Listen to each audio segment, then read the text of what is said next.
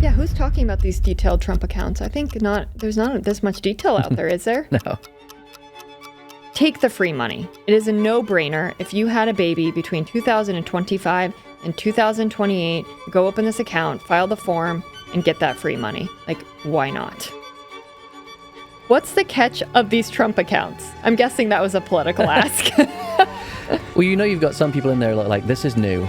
Why are we having these? Like, we already have accounts for the kids. What's the thing we're not seeing?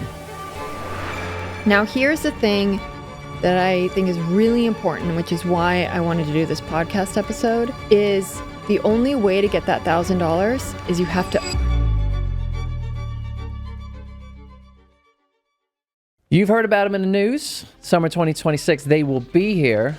We're going to tell you everything you need to know that's going to change your life with the Trump accounts. Change your life? We're promising change your life now.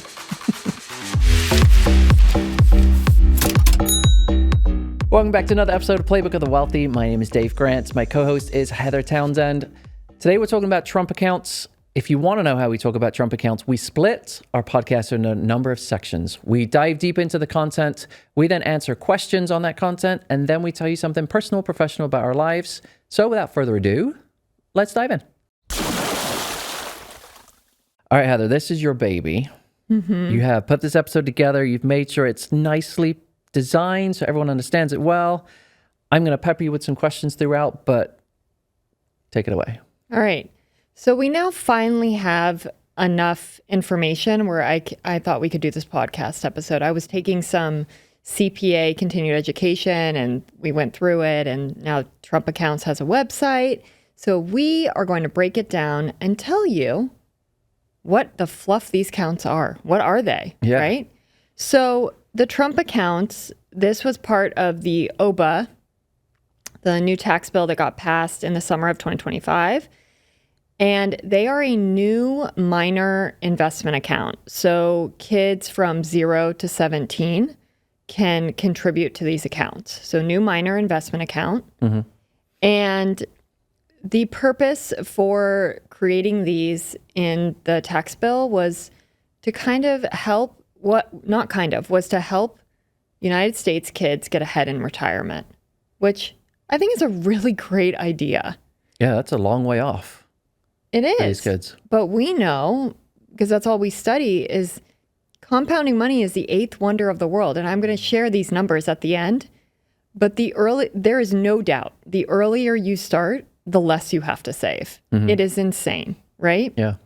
The biggest thing that's getting a lot of buzz is that the federal government is actually going to give any babies, kids that were born between 2025 and 2028, basically the time that Trump is in office, $1,000.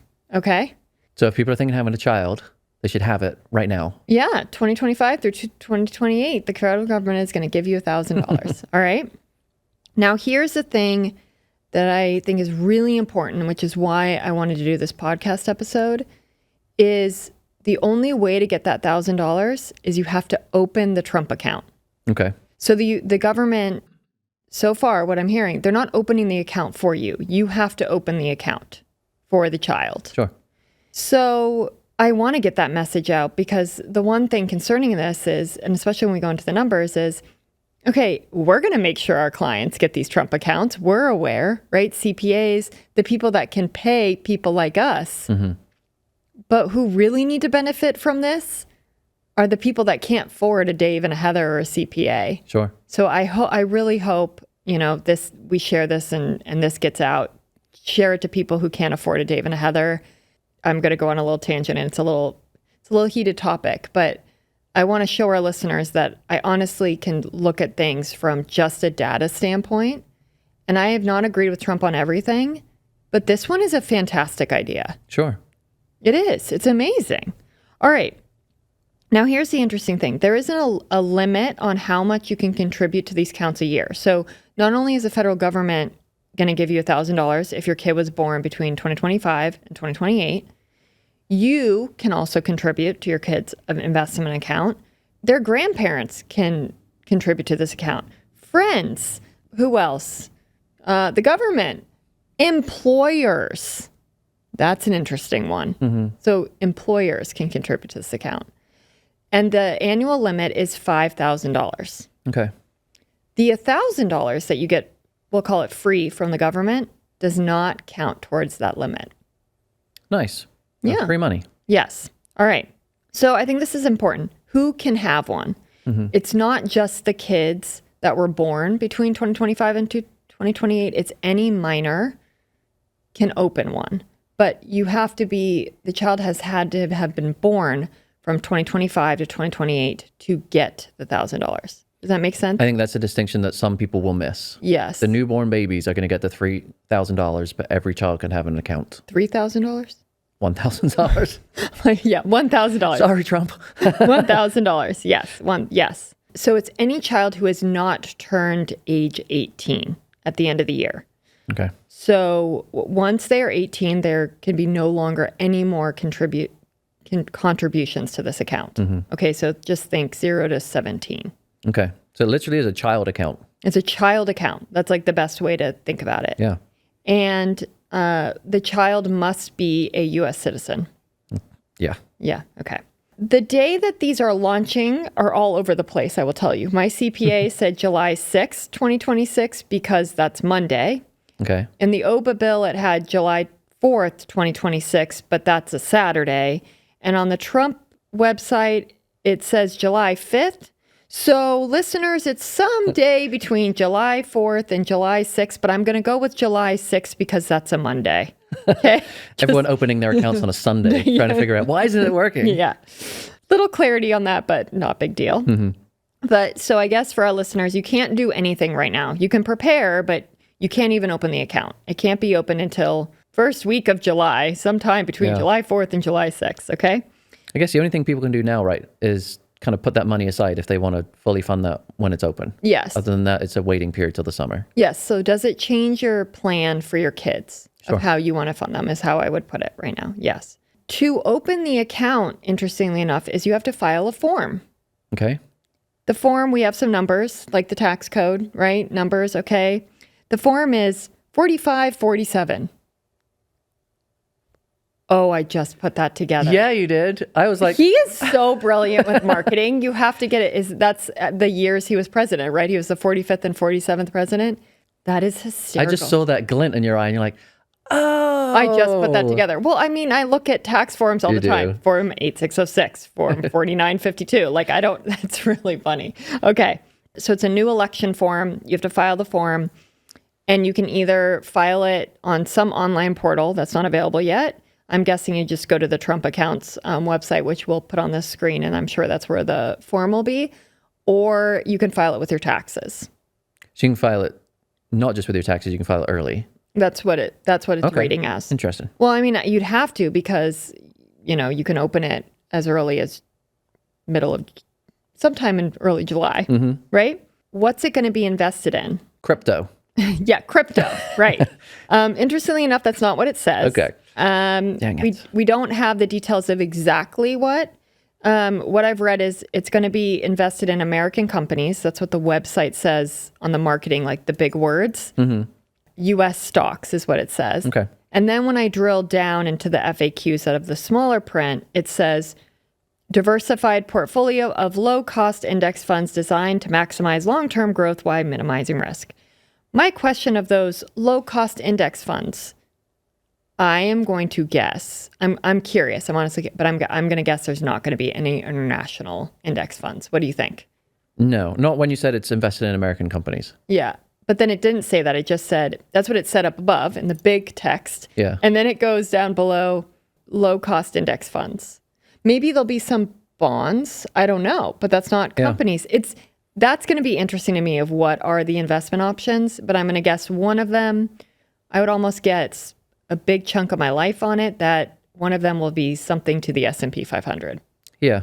Well, I'm wondering what fund companies are clamoring to be a part of this. Oh, I didn't even think of that. Okay, Yeah. is Vanguard and BlackRock going to have a fight to the death of who's going to take over this account? It's going to be a lot of money. Yeah. Yeah, it's potentially. a lot of money and a lot of money from the government that's free.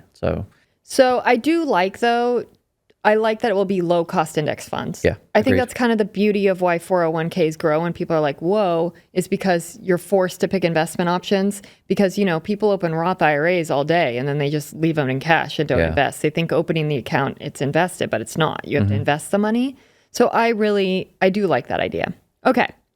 Here's the interesting part. So far, this has been pretty simple, I would say, to understand. How it's going to be taxed is interesting.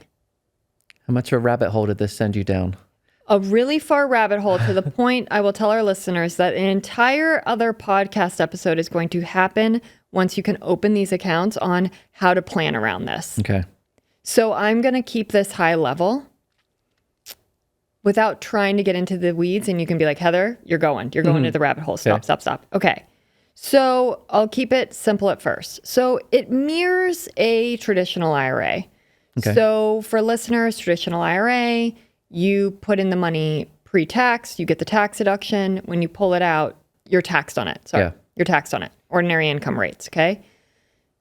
While it's in that account, any dividends, any interest, you sell something, no taxes. As long as it stays within that account, you're not paying taxes on it, on the investment growth or anything, right? Mm-hmm.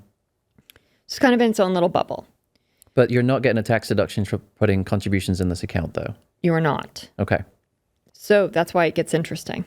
Okay. So, but it mirrors, it basically mirrors a non-deductible IRA is the best way I would say it. Okay. People are like, what? There's a non-deductible IRA? I know. Okay. Well, we'll explain. Okay. So you can actually withdraw money at age 18. Okay. There's nuances to that, but I'm going to just go high level first. Okay. There is a 10% penalty though, if you withdraw before age 18. Okay. There are exceptions.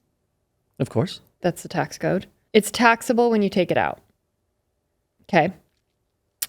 So here's where it's funny that it mirrors the traditional IRA part. The 10-year rule will apply if you inherit it. Okay. Where it's got to be liquidated in 10 years. Ordinary tax applies on pre-tax withdrawals. So did you hear what you asked? You asked a very distinct question that I thought was interesting. You said, well, but the contributions you don't get a tax deduction for. So what does that mean? They're after tax. You are going to contribute to your kids' accounts or your family or your friends or whatever with after-tax money. Mm-hmm. So they are going to have after-tax contributions. You're going to need to track those. So this is like having an IRA with basis inside of it. Yeah. We're going to get nerdy. Yeah. You track every year. It's complicated. Mm-hmm. Okay. Come on, man. This was looking so simple. It was until when I got to this part, I was like, I originally kind of how the bill was read and how people are talking about them, they were like, just like a traditional IRA, basically. Yeah. But now as people are digging into this, there's an after-tax and pre-tax component. The pre-tax, so you know, is the $1,000 because you didn't pay tax on that, right? Okay. So money from the government. And then I'll talk about it at the end, but employers can contribute to this. So that would be pre-tax because they get the tax deduction on the employees, on the employer side, the company side does. And then, if you've heard about Dell and Ray Dalio, like how they're going to contribute, those are pre-tax. All right, so let's make it easier. If I have a 5-year-old, yeah, I don't get the free money. No. I don't get any contributions from my employer. And I'm not getting any of the grant money. All the money that's going in is after tax. I'm not going to have an issue because I don't have any pre-tax money in there. It only gets complicated if there's pre-tax. Kind of, though, because... don't give me a kind of. I know, well, but you need to track your contributions. Let's keep it simple because you need to know how much are your after-tax because you're still going to pay tax on the earnings, the investment earnings. This is looking less and less excited. I mean, I'm going to go through the numbers. Yeah. I'm not opposed to this idea. I'm not. I think it's a great idea. But I think it is a little more complicated than even I thought it was. And I'm like, wow, you're going to have to track the contributions. So there's the $5,000 annual limit. All right. This is what I like. You don't need earned income to contribute. So what that means is as a kid, if I wanted to put, which I really do, my max out Sloan and Sophia, my kids' Roth IRAs, they need to have earned income to do that. Sure. I would either have to pay them through my business, or they would need to be paid for modeling or something like that, right? For me to be able to contribute money. With these accounts, kids don't have to have earned income. Nice. That is a huge distinction of regular IRAs. So this is literally made to be able to invest for your kids in kind of like a tax bubble, you could call it, right? Parents, grandparents, friends, kids themselves, and employers can contribute. All right, I've said that. And it does not affect IRA contributions. So it's a completely new account. So it doesn't affect anything. Okay. So they were calling it the Trump IRA, but it's really not an IRA, because if, let's say in 10 years, Sloan and Sophia are working for my business. I hope they are. They're learning. Maybe they're helping with marketing or something like that. I'm paying them. And I do Roth IRAs for them. I can still put $5,000 in the Trump accounts for them. Okay. It does not hurt, they don't go together. Okay. You can withdraw penalty free after age 59 and a half. What does that sound like?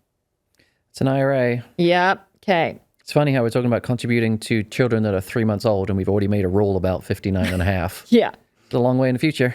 So there are exceptions, though, that you can withdraw without penalty. And I had mentioned those. There's not a ton of details on it yet, but when the child turns 18, for qualified expenses like education, a first home purchase, or starting a business. I think that's cool. I do, too. I'm not opposed to that. Now, I mean, I can go down some rabbit holes, like Sloan wants to start a lemonade station. So I don't know how that's going to be tracked for starting a business. I mean, she got a permit? She an LLC? I don't know. For $3 a lemonade she's going to sell? I mean, so that is cool.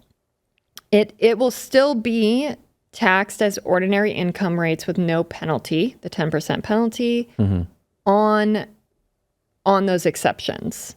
Sounds similar to an IRA too, because you've got education and home purchases. Starting a business is that new quirk in there. But aren't there limits, I think, on IRAs, if I'm correct? Like first time home purchase is not unlimited. I think around 10 grand. Yeah. Like so this could be much more sizable, I think, for that, starting a business and education. I just found this so fascinating. I'm like, this is a complicated account. It kind of blends multiple rules of different types of investment accounts, and it has it's its own. Sure. It has a blend of them. I think, and then if they pull it out for those exceptions, remember, if you contributed, some of that portion is not going to be taxable. So let's say, I don't know, I contributed to Sloan and Sophia's Trump account $10,000. Okay, so I have 10,000 basis, and it's grown to 100,000 because I don't know, I put it in NVIDIA back in the day. I'm making something up, right? How much is taxable? 90,000. Exactly. Yes. Or 90% when you pull out, right? If you pulled out 50%, 90% of that 50, right? And the important part of that is people need to track after tax and pre-tax. I'm going to guess that's how you do it in the IRA world. You do it on what's called Form 8606. I don't know if there's going to be a section for the Trump accounts on Form 8606 or if it's going to have its own form. I don't know, but I do want people to be aware. Just pay attention to what is contributed to these accounts and how. I heard there is a form. It's Form 4949 to represent the third term of Trump's presidency. Do not get triggered, please. Yes. All right. Another interesting part is that I had mentioned that employer contributions are allowed. Yeah. Right away, I was like, ooh, right? Planning for myself, but it's not as exciting after that. Okay. So the max is $2,500 that an employer can contribute. Okay. So let's say Sarah was working for a regular company, your wife, and they gave this program. They would give $2,500 to your kids. Now, what's interesting is $2,500, it's per employer. That's the max. So to Eli and Logan, it can only be $1,250 if you wanted to split, or just $2,500 to my Logan. Favorite. Yes, you get it. You get where I'm going. Okay, yeah, so per employee, it's that limit. Yes, okay. But it's per employer. So like, you could, like, if you were a different employer, you could contribute. It's really fascinating. It is. And then, so we're telling people to go find 3 extra jobs who offer this Trump account. Well, no, really 2, because here's the interesting thing. It goes towards the 5,000 max. So if an employer contributes 2,500, you can only, or family, friends, whatever, can put 2,500. Where the max can get increased is if it's the government or these nonprofits. That's the only thing that can go over the 5,000 max. Okay. Did you see why I went down a rabbit hole? Yeah. I mean, it's a lot of stuff here. It's like we got employer contributions, we got after-tax and pre-tax, we got exceptions, I mean, there's going to be a whole, we're adding a few pages to the tax code for this account. For sure. Now, I immediately was like, ooh, tax deduction for me. I can like put this benefit in Townsend Financial so that my kids, Sloan and Sophia, get these. Of course, I thought of that right away. I'm a tax strategist, right? No, these accounts apply. It's a section code 129. It's similar to dependent care FSAs that it applies to. There's anti-discrimination tests. I won't go into the details because I promised you I wouldn't. Thanks for calling me out. Yes. Because you were like, Heather. But owner only or owner heavy eligibility, they'll fail immediately. So you need to have a lot of employees for the owner to also be able to take part in this. Okay. So for those business owners listening that are like, ooh, there's some discrimination tests and you'll probably fail them unless you have a lot of employees. I'll make it simple like that. All right. Did you hear about the Dell pledge? Yes. All right. Really? Tell me about it. Okay. So they are pledging $250 maximum per qualified person that they're going to put in the first 25 million American children aged 10 and under. So that's a lot of kids. I know. So you can get 1,000 and then you could get the 250. Okay. Mm-hmm. But not happening probably for our clients. Median family income has to be below 150,000. Fair. Yeah. I get it. If there's kids older than 10, they may qualify if there's any money left. Okay. What's the time period on that one? Is it the 2025 to 2028? No, period? I think it's for any kid under the age of 10. Okay. And until the money runs out. Yes. Got it. Okay. The other thing is Ray Dalio is giving, but only for the kids in Connecticut. It's similar to the Dell. You can look it up. If you're in Connecticut, make sure you look it up. All right. I thought these to end was just so fascinating why these accounts are so powerful. Mm-hmm. So Kitsis did a great article on this about, for example, if a person who is 18 years old today invests $1,000, so they're 18 today and they invest $1,000, that amount grows at 8% per year. The value of that initial contribution of $1,000 when the person reaches 70 would be $54,706. So it's over 54 times the original investment if you invested at 18 to 70, okay? But if a newborn baby has the same $1,000 invested on their behalf, the investment's value when they are 70 is $218,606. So those 18 years takes you from 54 times the original investment to 218 times. That's a big amount. Like that's the power where I was like, Trump, this is really smart. Mm-hmm. If people really use this and let this ride for their kids. Yeah.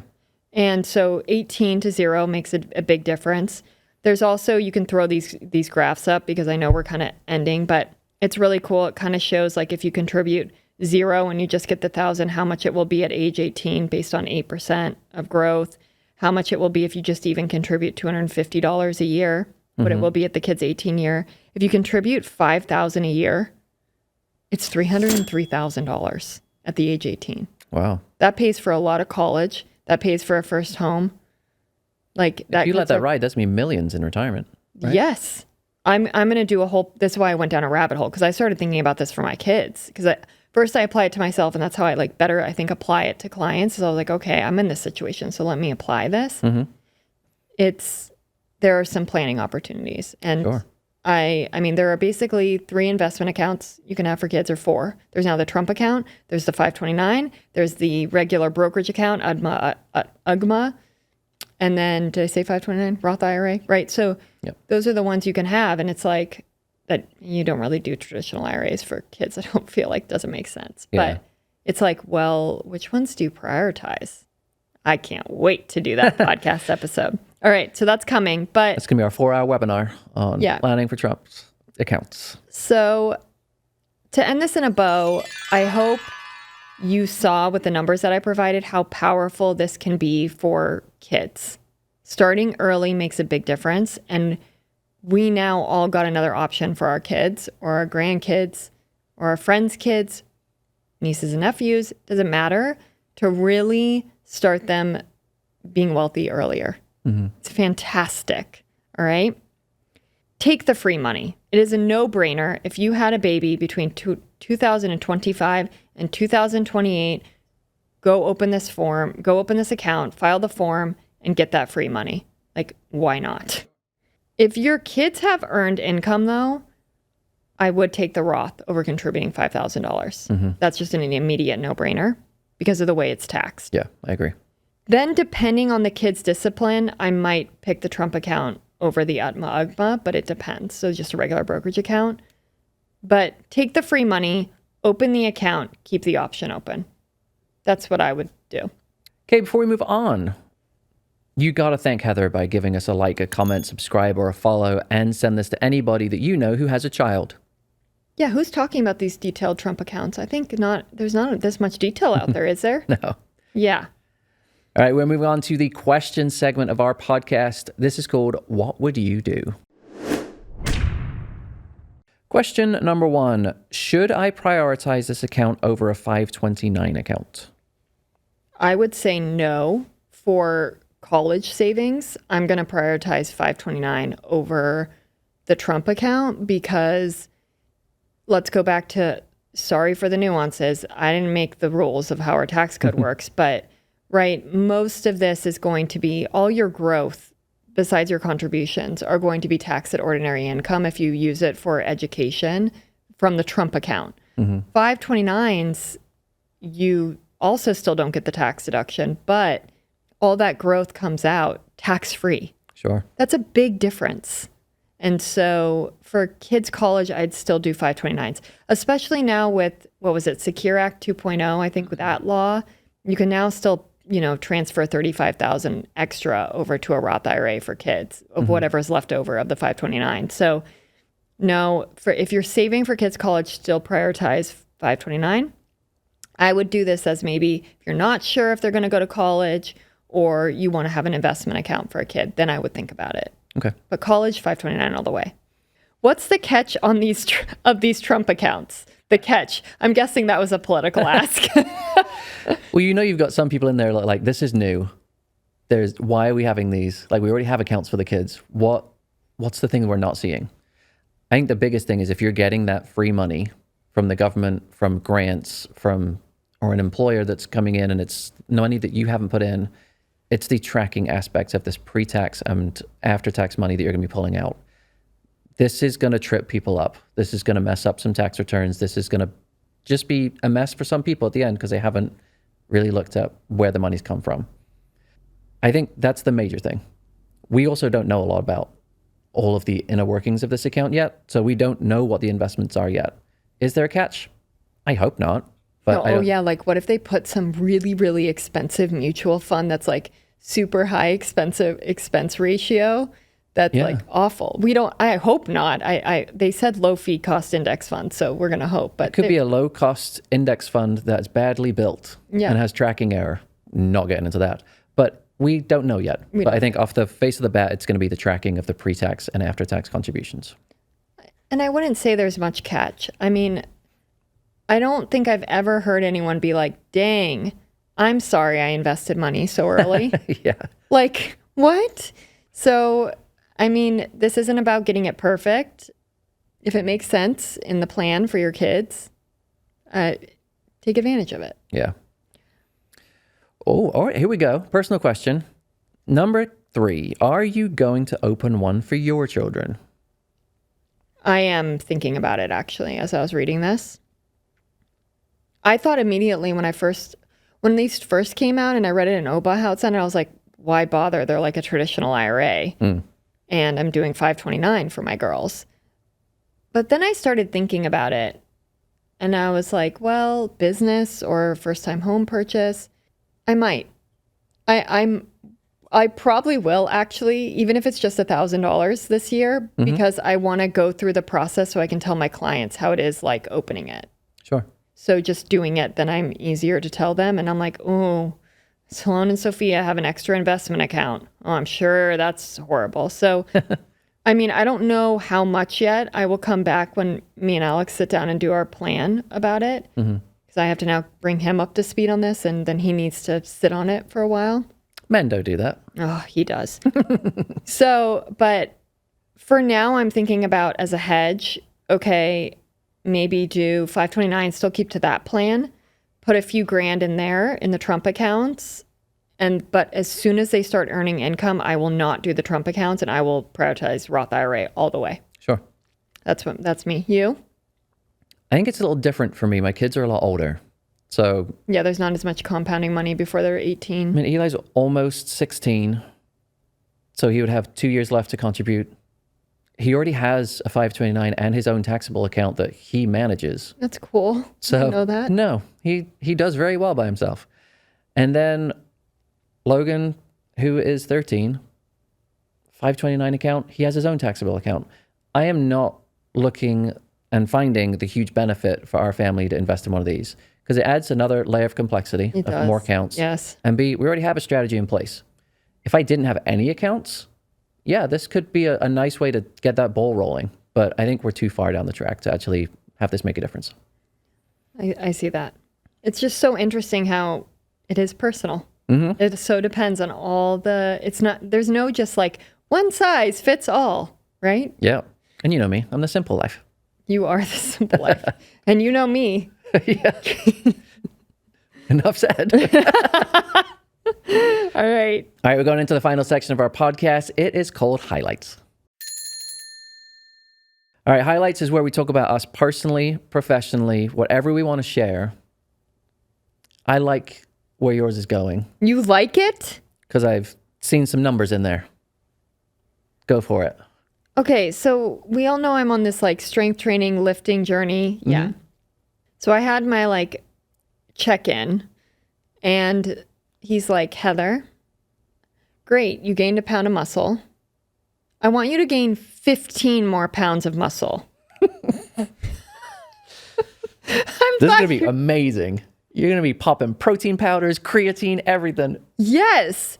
So I'm supposed to eat 110 grams of protein and I'm a vegetarian. Okay, I got a meal plan. I haven't started it yet, but I am tracking. I'm just tracking like what I'm eating. I'm very far away from 110 grams of protein a day. And it's kind of this leap of faith of, am I going to try this? Like, do I really want 15 pounds of muscle in my body? I think maybe 10. I don't know where I'm going to go with this. I'm tracking the protein. How do you do that as a vegetarian? Well, you like Greek yogurt. Okay. There's like, I don't know, I have to go to the meal plan. I mean, I guess beans, there's like things that have protein. In a smoothie, Alex's protein powder has like 23 grams of protein. I was going to say, that's going to be your cheat code, is protein powders. But also my best friend did this and she gained like a lot of weight. I mean, not like she didn't get fat, nothing like that, but I don't want to bulk. Like that's not my goal. So I don't know. This is a leap of faith. I mean, obviously the 15 pounds is over like a year and a half. He's trying to get me to gain a pound, I think a month, which that I'm not. So I'm like, maybe I'll try this for 3 months and then reassess. Can I give you a product that you might enjoy? Sure. I don't know if it's vegetarian friendly, but there's a protein powder called Seek, S-E-E-Q. It is in flavors. So it's almost like you're making, it's not like Kool-Aid, but it's like similar flavors to Kool-Aid. And it comes and you just get it, you mix it with a powder with water and it just tastes like a fruit drink. And it'll give you a lot of protein in that drink. You do this? My son does. Oh, okay. Yeah, I do protein powder. Protein powder, if it's vegetarian friendly, mix that with Greek yogurt, then you can get chocolate Greek yogurt. Oh, it's so good. Okay. And that's like 50 grams of protein if you do a big serving. Okay. Can you tell I have athletes in my house? Yeah. We optimize our diets. All right. They optimize their diet. All right. Mine is a professional update. 2025 was kind of a slow year in terms of new business coming in my door. Like there's plenty going on with the original clients and existing clients. 2026, I tweaked a couple things and brought on a new consultant. It's gone nuts. It's great. Like there's new people just constantly hitting my calendar. Some of them go nowhere, but it's a conversation, and that's what I need. I need more conversations. And some of them are people hitting my calendar saying, great, we've been watching you for a while. Now it's the time for us. Let's go. And then I'm like, cool. What's your name? I'm like, I don't know who you are. And they're like, well, we're ready. Because people get on, you told me this. I think this is so funny because people will watch us. Mm-hmm. I haven't had this happen yet, but people will watch us and they just start talking to you like they know you. And you're like, wait, Yeah. I don't know anything about you. Yep. And they're like, we're so excited to talk to you. I'm like, I'm glad. I really am. But I don't know who you are. Like, just like, what's your name? You just want people Yeah. to share your name. Yeah, just what's your name? And they're like, we're ready to work together and you to plan us our whole life. You're like, I have questions. Yeah, I don't know who you are. questions. Yeah, I want to know about you. Yeah, that'd be funny. I haven't experienced that yet, but It's cool. I'm excited. It's like 2026 is starting off in a great way. Hopefully it continues. it feels like a good year. I'm excited for you. From the guy that was basically half retired in his 40s is now putting the gas pedal down. It's hysterical. It's a big change. All right. All right. Thank you for listening to this episode of Playbook of the Wealthy. If you want to listen to us audio-wise, any podcast platform you can get out there. If you want to watch us, because who doesn't? You can watch us on YouTube, Instagram, Spotify, LinkedIn, anywhere where you can watch video. If you want to send us an email, you got to go to our website first, because I'm telling you to. That is playbookotw.com, and then you can send us an email. It is hello@playbookotw.com. And we'll see you next time. Toodles. All opinions expressed by Dave Grant and Heather Townsend are solely their own opinions and do not reflect the views of their respective wealth management firms. This podcast is for informational purposes only and should not be relied upon for investment decisions. Nothing in this material constitutes a solicitation for the sale or purchase of any securities. Clients of Retirement Matters and Townsend Financial may maintain positions in the securities discussed in this podcast.